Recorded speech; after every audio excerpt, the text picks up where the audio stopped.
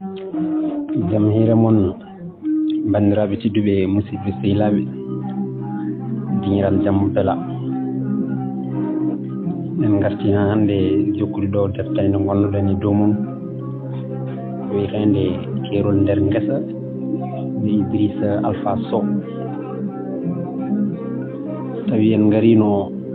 ha ɗum Mamoudou Kodda yano to école Kodda en o hollira wonde Kodda so addani kayitaji kesi ɗi wawata janngude ɗum muusimo ha mo miijo o siftori hen mayde ɗi ko hono Moussa Bamum Kodda koye ɗum o wonno miijade caɗele kayitaji caɗele cafrirɗi e ko nandi hen ɗum noon koye ɗum jiɗɗen jokkude so Allah jaaɓi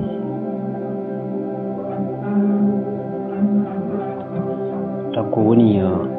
riwrude ɗi miijoji o directeur école hande irti ɓernde makko o siftonirimo ko añi siftonirede so o ñalawma mettuɗo musɗo e putor mum niɓɓo kulɓiniɗo o ñalawma sunare o ñalawma ɓiyi o yeehi woppimo omo jooɗi omo forti koyde o yejjitta o ñalawma haw dawo abbo ɗon to saare gonga Moussa yeehi woppingel dariyel ekkotongel yaade ina daro ina yana suura koyngal deggina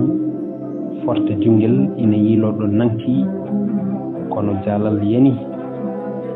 saraji mum ɓolɗi jeewi jaalal yani moƴani wuɗani hay baaji maggal jorani saha koɓɓiro Moussa yaari cagatagal toñaɗo wara ete hay nokku ɗo wullitey to maydi Moussa o wayli ko heewi e gurdam takko omo andi wonko ɗum itti e makko ko wonta hettude gueɗe kewɗe mbaylima gila e gurdam makko hay ko taarimo hay inde mbaylima Kodda ko nde mayde rokkimo nde inde nde hirsanaka jowti inde nde bandiraɓe sehilaɓe tintinaka inde nde sernaɓe pattiraka hay talkuru habbaka inde nde takko goto inni tawi miijaki hay kanko andani holno nde arde makko balɗe Moussa sankoro takko ina jooɗi ina hucciti e tanum taniraguel ina deggina ina ekko yaade miijo makko ina nayma aduna goɗɗo ko ɗon helmere yalti e hunoko makko o anda to nde immori elle ko bahyaɗo Koddam arga e koddiyelam ko ni inde Kodda fuɗɗori suhaɓe darjinide nde junno mawɓe mbatti reftude hen hande folti inde nde bam makko innirnomo nde wonti inde makko deftere takko nani dille pele o turti o soyni Kodda ina ara ina moosa o turi o waɗi caɓal kaal makko momti yeeso makko o yiɗa Kodda anda ko goyannoɗo Kodda yetti joƴƴinani jangguinirɗe mum ni namdi tanum holko directeur école mumen haalanno takko wimo yo yawo joƴƴinoya defte makko taw o fofto Kodda fawani hen dande yawti nder suudu caggal nde ɓe gotti haɓe gayni takko noddi Kodda haalani ɗum ko directeur école mumen sohlirno ɗum Kodda wi joni noon holne gaddoyta kayit o saabu ko yontere fande dossier ji amen jahata ministére takko wi taani gelam jimmi ko gartira hakkille ma ganda kala ko gen hoddiri e neɗɗo ko ɗum wonata o juddu mo directeur mon namdi en ngala ɗum ete en dañata ɗum mi rewi hen ko ina abboye duuɓi ɗiɗi ala fof to mi yahani kono ala ko gasi ñaagoɗen tan beele Allah ina uddirana men damal gongal sabu Allah uddata jooga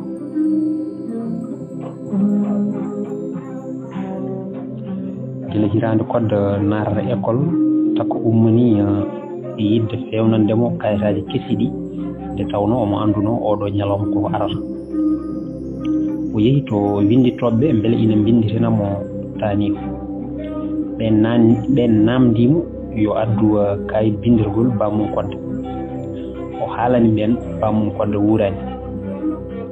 ɓen cali ha yoori ɓe mbi ɓe bindittamo ɗon ɗo on kayit arani takko yeehi to yehere no fof kala mo sikkuno ina wawi walludemo o haalani ɗum kono haydara gasani woɗɓe mbiyamo ina mbawi fewnandemo namdomo mbuñaari o yitta ko jogino fof o waɗa hen kala mo totti kalis balɗe ɗiɗi walla tati pawro hen on nattiramo e cukkiri o wonta ɗum yiide kono kalis yeehi kodda windiraki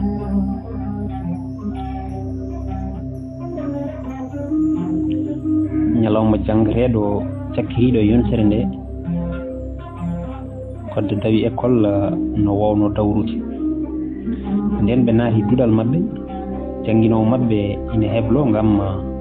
wadde windande mum adande e subaka o tan ha directeur mabɓe naati o dari yeeso almuɓe ɓe o noddi kodda ummi dari o wi ɗum hoccu janngirɗe ma kuwata mi haalnino tane sa addani judduma keso a wawa jokkude ɗo janngude ya mbiyamo min wi ko hande wonno aadi amen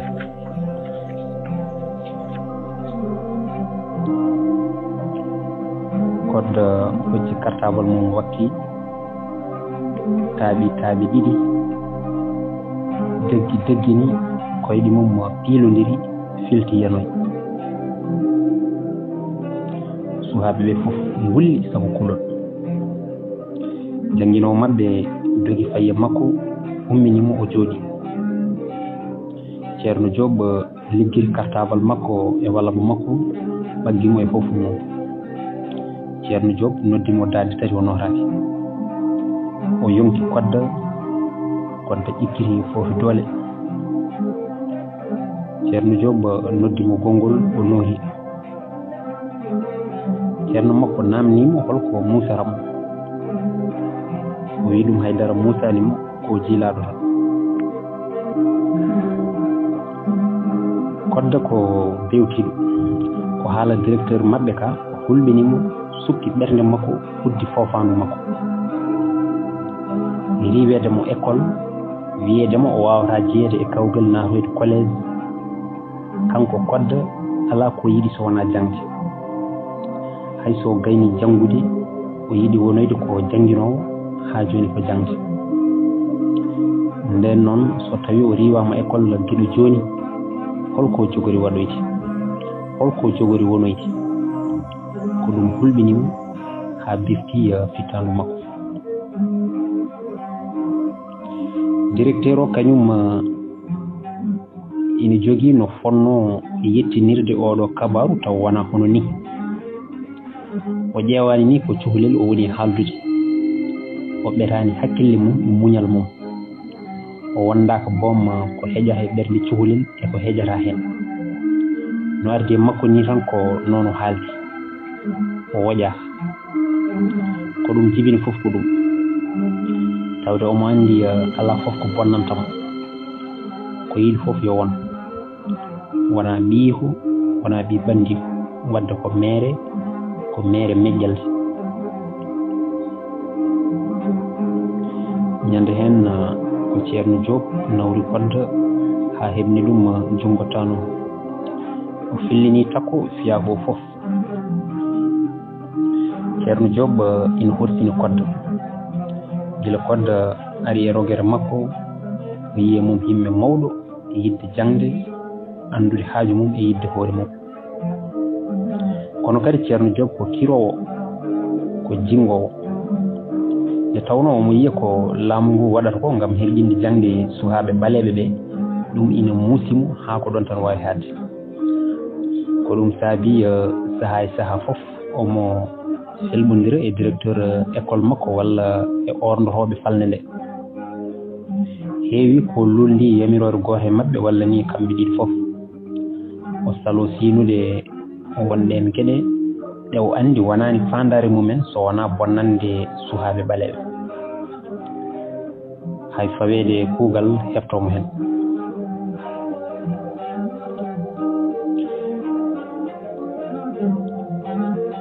e gasirde yontere nde ceerno Diop ari galle kodde en salminde ɗum e ƴeewde no waddi e banndu o tawi kodde ina leli takko wi o dey gila ñande ngartirɗa ɗum ɗo ko ni woniri wona ñamde wona yerde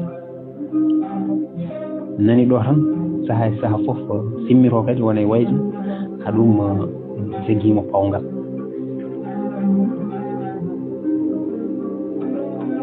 ceerno Diop jooɗi sara kodde wi ɗum wona ko janngude tan jiɗɗa kodde yeeƴi hoore kiti mum ƴoogi gonɗi o muɓɓi kiti gonɗi mbaanji ndegi hakkille dillowi e nofuru makko ceerno Diop jaggimo e walabo o ummi o jooɗi ceerno Diop wi joni ummo lootoyo ngara ñaama ha kaara ta janngirde ma njehen gallam mi tindinma ko jangginmi caggal ma ko fof kodde girñiti dari fay boowal takko ƴefti suwo fayi e barigal ina dari ɗo damar galle ɗo o ñaɗimo haw heewi ndiyam o welni o fay nder suto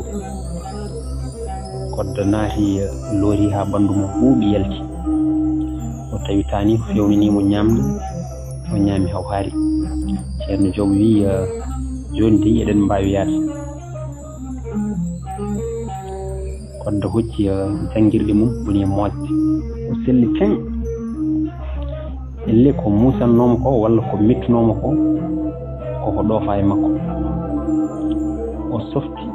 sikri kodde ceerno Diop ndeggodiri jalti ñande mum ko galle ceerno Diop kodde ñalli ha hiiri ceerno Diop jangginimo bindande ɗe o luurade fof waɗinimo école ɗe o waɗano ɗe fof ngoni toon haɓe juuli futuru ceerno Diop artirimo ha galle mabɓe ɓe jetti ceerno Diop noddi takko ko haalani ɗum feere nde o ƴettide kodde o wi tuggi hande kihiiɗo fof yo kodde ar gallam kala ko janggimmi rogere makko nde e ñalawma o mi tindinamo ɗum so geno haaji o dadata ko ɓe janggi fof maw janngu ɗum ko ni kodde jokkiri jangde mum ñande fof so fini o ñalla reftade bindande makko e wadde écorde makko so takkusaan yoni taw ceerno Diop foti artude galle mum o ƴefta janngirde makko faye toon so yettima ceerno Diop saranomo écorde makko so gayni o tindinamo bindande kese e o janngiri école ɗe ko kodde famani hen fof namdomo fammini ɗum ha faama so kodde ari e hoodde o waajo ɗum o hirjini ɗum ha ɓeydu softude e tiidde jangde tengti kadi o rokka ɗum hoolare o wi ɗum oto kul hoto fayi so Allah jaɓi ma janngu ha keɓa ko jiɗɗa ko e jangde ɗi konngudi ina beltina kodde pertina ɓernde mum uddira hakkille mum kittina njortoji mum min goniri noon haa ko jangireno e hitande nde ko gasi ɓe mbaɗi reftoji haa ɓe gayni ala ko kodda heddi hen hanti so wona ñalngu jaggama ala ko heddi hanti so wona ñalngu ngu jaggama ñalngu kawgel fuɗɗotongu kawgel ngam almuɓe duuɗe garwanije ina mbawa yaade collége fuɗɗade duuɗe hakkudeji kihiiɗo goto ceerno Diop ari galle takko en o tawi takko ina huufi horde ina yerwo lacciri kodde ina jooɗi sara mum ina waɗa écorde mum o satini kodde écorde mum o tawi fof ina yuɓɓi ala fof ɗo joom walla jumre woni hen o wi kodda so kawgal ngel fuɗɗima mami addane namde ɗe fof jaaboɗa kala ko adda subaka an mbaɗa ɗum kikiiɗe ko waɗa kikiiɗe ko mbaɗa ɗum jamma sa gayni mi rendin fof mi totta jangguinowo goɗɗo sahol artira sahol ngol kodda welti hen no feewi ko gonga o yaltinama école kono haɗani o mono cukki jangde makko yinno ko wondude jangguidiɓe makko ɗo gotel o wadda e mumen kawgal o haɗama ɗum kono e ballal gueno e katantagal ceerno Diop ma wot kawgal ngel ɗum ma rokkumo hoolare ma o anduɗo jangde makko tolni nden kawgal ngel fuɗɗima ceerno Diop waɗi no wino ni ñande fof so ari e ñaltude o waddaro namde mbaɗaɗe subaka ɗe o tawa kodda ina fadi mo galle makko kodda jooɗoɗo joñi waɗa ɗeto ngo wondude e hormaji sarɗiji kawgal ngel ɗi o waɗa ɗum e tuma dottaɗo ngam jabade namde ɗe ko hono noon kadi so ceerno Diop ina jofta addora namde mbaɗaɗe kihiɗe ɗe kodda jabto o rendina fof o mofta ɓe goniri noon ha kawgal ngel gasi o rendini jaabuuji kodde ɗi fof o waɗiɗe e enveloppe o nuldi jangguinowo goɗɗo mo anda kodde meeɗani ɗum yiide ceerno Diop yiiɗi ko kawgal kodde ngel wasa sertude hay seeɗa e kawgal giƴiraɓe mum rendidiɓe mum rogere jangguinowo o saati jaabuuji kodde toɓɓi nultiri ceerno Diop ina waddi hen ɓatade tonggol yiyande mum e nder ɓatade o ina tawe hen kaɗo haala musidɗo tedduɗo ceerno Diop salminama ñaganama moƴƴere saato ngo neni ɗon ngel cukalel noon ko pongel wattede hakkille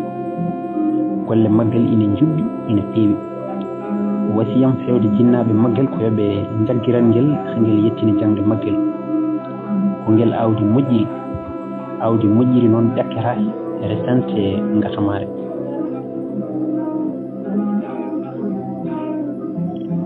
ceerno Diop heeɓi saato ngo e ɓatake o fof o mofti o haalanani kodde o fadi ha kawgal ngel fof gasi saatede o addoy doggol almuɓe rogere kodde en jangguidiɓe mum o yeehi galle kodde en o yetti o noddi kodde e tanum o yaltini doggol jangguidiɓe kodde en ɓe almudo fof ɗo yeeso inde mum ɗo ina waɗi kawral toɓɓe ɗe dañi e kawgal ngel o yaltini kawral toɓɓe kodde heeɓi ɗe ɓe tawi ko kodde ɓuuri rogere munen nde fof kawral toɓɓe ɓe belti hen sanne ceerno Diop yaltini ɓatake mo jangguinowo caɗɗo kawgal kodde en o windi o janggui ɗum dande dow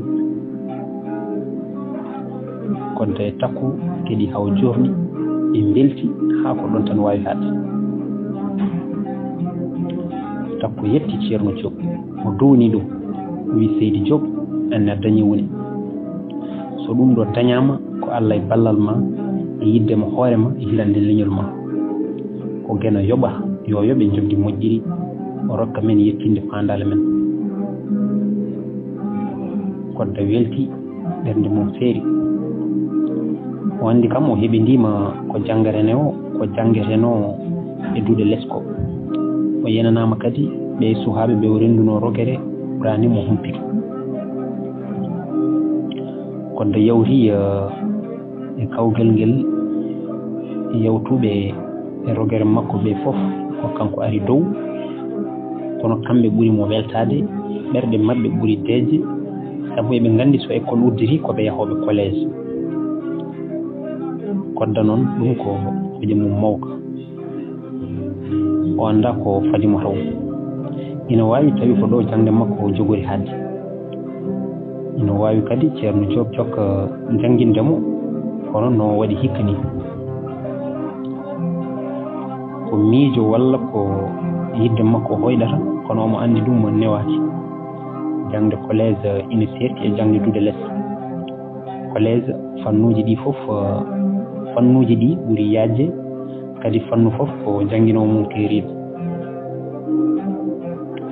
ko ceerno Diop yolti kodda e miijoji mum. o wi kodda ɗinɗi ndaari mum. o wi fofto ha gurte ɗe ngasa e on saha ƴeewen hol feere ƴettata. kodda wi eyi a jarama ceerno Diop. janngoɓe jannginoɓe fof naatani pofte gurte lebbi tati. won hen ummo e gure teeru paye gure dowri ngam wayloyde weeyo e addude ballal mumen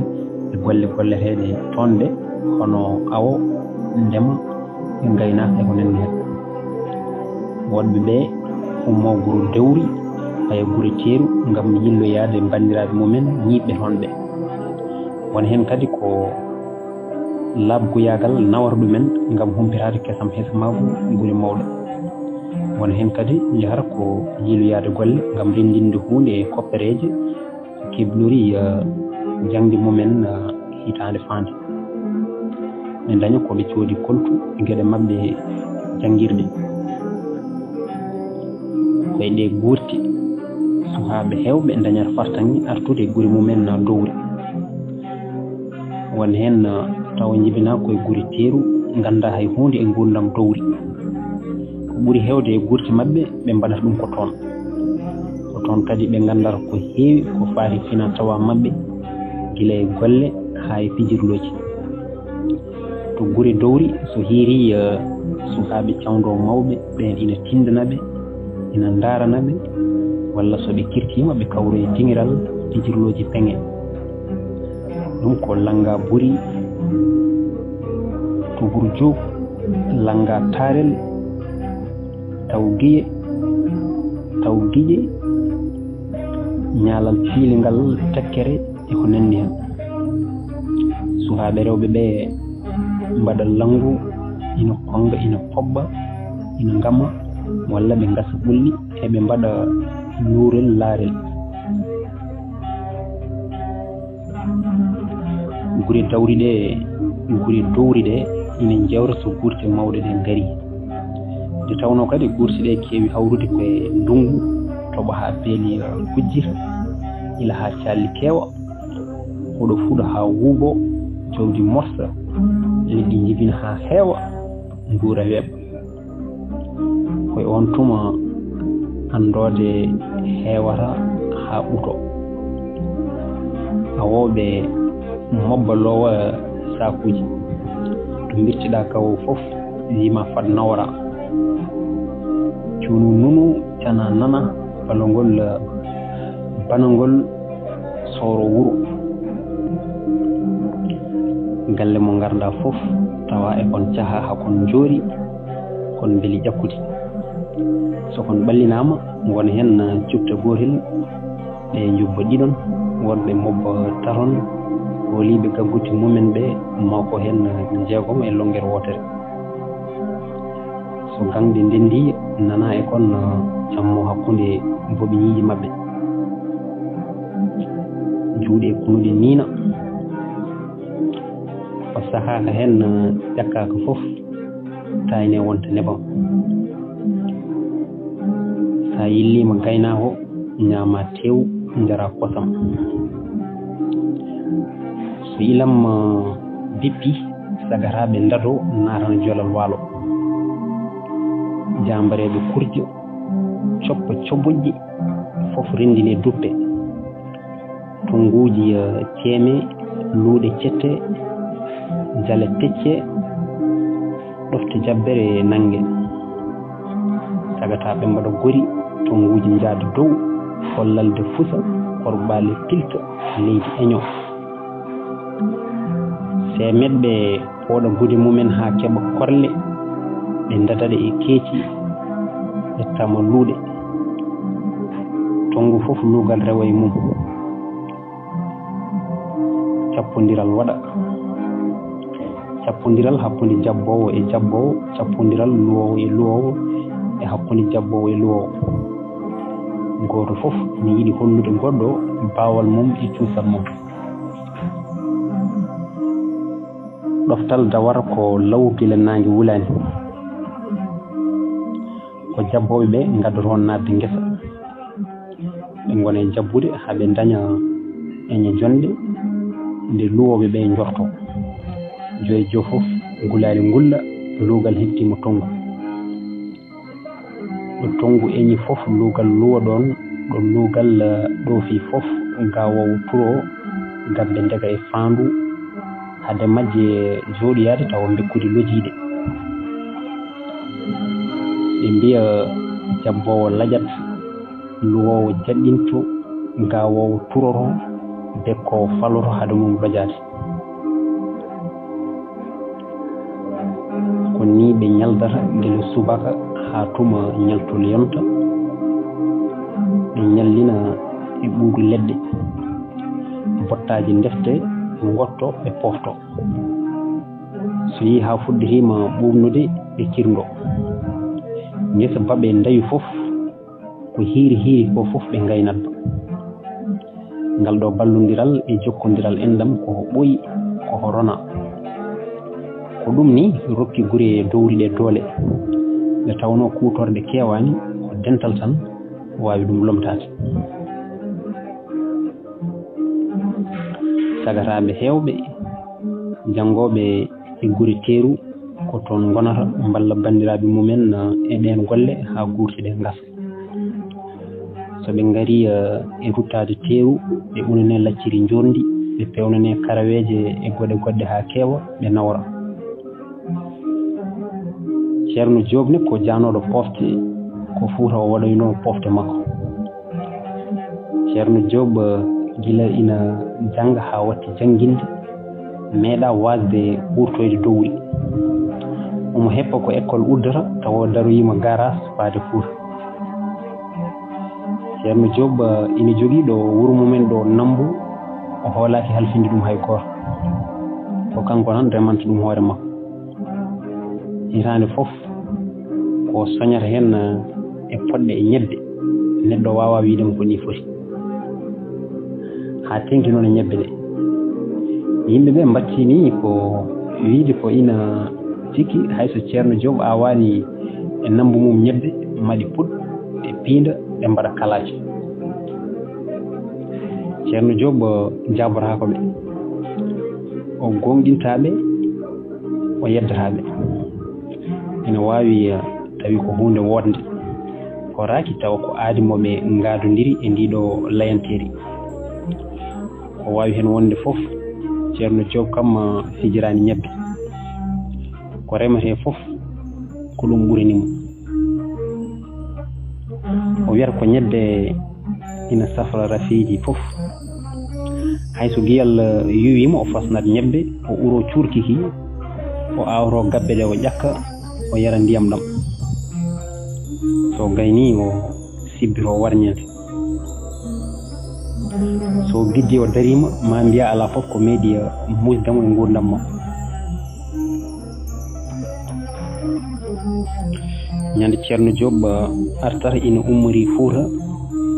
ha janggo e mum o yeehi galle kodde en salminoyde o yetti o tawi ɗon kodda e tanum ɓe jewri ko cuuhi ceerno job simtini ɓe jillu mum fuuta e joljole mbadde toon hikka e gurti ɗe aɗa faama e haala makko welo welo jillungu ina laaɓi so wonno e sago makko wartatano jooni ɓe jewri ko juuti ceerno Diop fooɗi hede addorno o weeɗi takko o wi ɗum meeɗa coñal amen hikka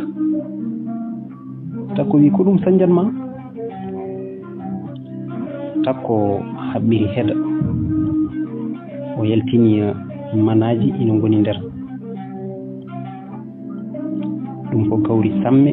mayram sawdatu poɗɗe haa ko yorko burel nebam sirme e bara mawɗo danejo takko haɓɓiri bara o turi haa hoore makko e fi nadde e bara ka o bani o foofi kodda lombi jungo mum e bara ka o nokki hen womre o yaltini gabbe daneje mbaddi giri cari kodda ha yayi defan men hirani cooke takko wi nden noon bismo ceerno ma fada hirande kodda wi ceerno Diop hirɗo hande yayi defana men cooke ceerno Diop haaji jungo mum o jiimi e montor makko o ƴeewi waktu jonɗo o wi ala caɗele mi jaɓi hirande moon hande takko wi wona cooke defan hande ko coopor defananmi moon sabu ñebbe ɗe ko kesa pul kodda futtini kiti ko woni coopor ceerno Diop jali o wi kodda ɗum ko ma meeɗana hoore ma takko ɓe yongi barmi mum ɓe pewniti ɓe jettu maɓɓe ɓe ketti barmi o to hendu ndu fayi to eɓe mbano cuurti barmi maɓɓe ko yiddeji tati kawriti ɗo e gueɗel gotel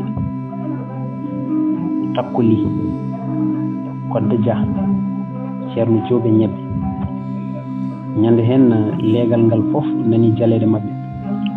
koddiɓe maɓɓe kala tini weltare maɓɓe